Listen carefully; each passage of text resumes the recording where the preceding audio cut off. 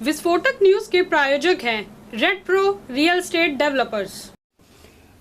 दिल्ली के अंदर जो कोरोना की, पूरे देश में कोरोना बहुत तेज़ी से बढ़ रहा है, दिल्ली में भी बहुत तेज़ी से बढ़ रहा है। रफ्तार बहुत ज़्यादा तेज़ है। मैं देख रहा था कि कल वाला जो हेल्थ बुलेटिन था उसमें लगभग 20,000 के करीब केसेस आए थे, और आज शाम को जो हेल्थ बुलेटिन आएगा उसमें लगभग 22,000 केसेस, पिछले 24 घंटे के 22,000 केसेस आएंगे।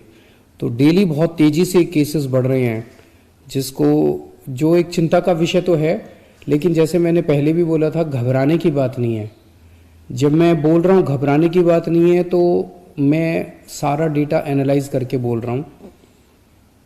पिछली जो वेव आई थी अप्रैल मई में, उसमें 7 मई को इतने ही डेली केसेस आते थे, 20,000 के करीब। जैसे अभी 20,000 केसेस आए, कल 20,000 cases per day daily cases आए।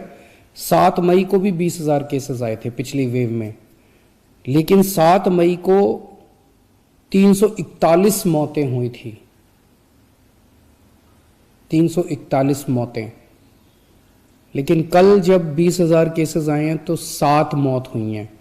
एक भी नहीं होनी चाहिए, लेकिन कंपैरिजन में केवल 7 मौत हुई हैं। 7 मई को जब 20,000 केसेस आए थे तो लगभग 20,000 बेड्स दिल्ली में भरे हुए थे, लेकिन कल जब 20,000 केसेस आए हैं तो लगभग 1,500 बेड केवल दिल्ली में भरे हुए हैं। तो उस तरह से इस वेव के दौरान डेथ भी काफ़ी कम हो रही हैं और लोगों को अस्पताल जाने की भी काफ़ी कम ज़रूरत पड़ रही है। ये डेटा मैंने आपको इसलिए नहीं बताया कि इसलिए अब हम मास्क पहनना बंद कर देंगे और गैर जिम्मेदार हो जाएंगे।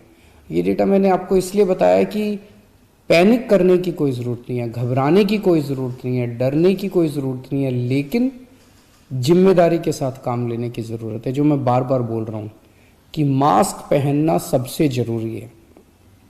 मास्क पहनना सबसे ज़रूरी है। कई लोग मेरे से प्रश्न पूछ रहे हैं, लॉकडाउन लगेगा? हम लॉकडाउन नहीं लगाना चाहते, लॉकडाउन नहीं लगेगा अगर आप मास्क पहनोगे तो।